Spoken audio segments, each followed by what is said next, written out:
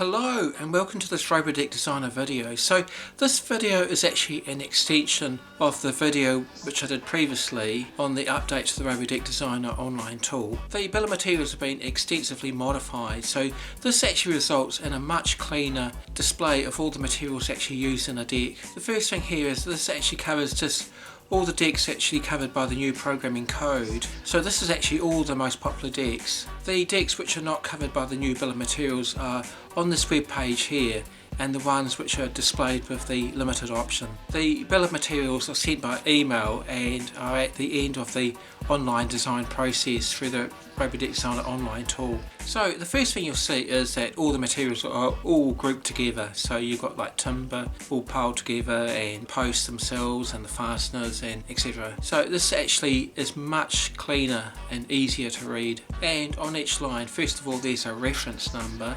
There's the description, and there's also the quantity and also the unit which the material is actually measured in. Now here's the fun part. All the costs here are displayed from Bunnings, Placemakers and Mitre 10 where available. Now in this particular example here, the 100 by 4mm nails, they work out at $11.94 per kilo at Bunnings, $14.98 at Placemakers and $11.80 per kilo at Mitre 10. Though another thing is that the quantity sold could be different for each of the three vendors.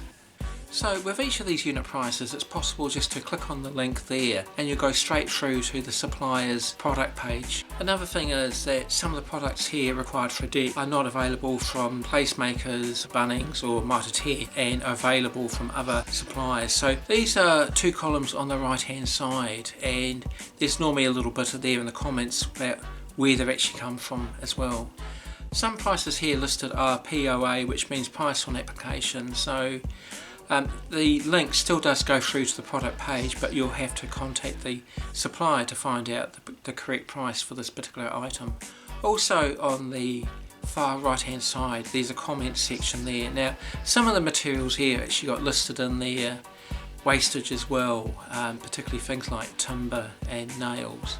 Now towards the bottom of the bill of materials there's just a few bits of information there. So first of all, there's a minimum price. So this price here is actually achieved by finding the cheapest product available in each of the lines through the bill of materials. Now there would be the odd case where particularly some of the decking that the prices there are not actually listed would have to be added in there. So a note's actually in there if this is actually the case. So there's a few notes below. So the first one is that the prices are normally updated on a weekly basis, and the dates the prices were updated it actually is listed below in the bill of material. Another one is that all the prices are in New Zealand dollars and include GST.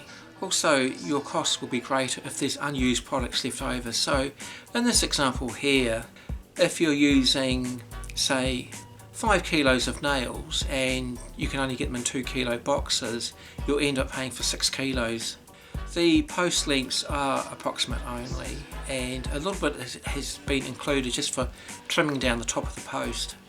There's no allowances for wastage of bolts, nuts or washers. Also there's nothing there in the bill of materials for temporary timber, like timber holding up the post before the concrete's poured in. And finally there's no allowance in there for the capping of the post, so this could be done with leftover bits of timber or could be done with post caps. When I've been actually updating the costs of the materials, I've noticed actually it's the timber, the posts and the decking that changes the most, and on the odd occasion prices actually has gone down, which surprised me a bit. But another thing is that all the current prices are also listed on the ROBO Deck Designer website on the price comparisons page, so there's a link to this in the description below. Thank you so much for watching this video. I really hope this has been helpful for you, and I also hope this actually will save you a bit of money in the building of your deck.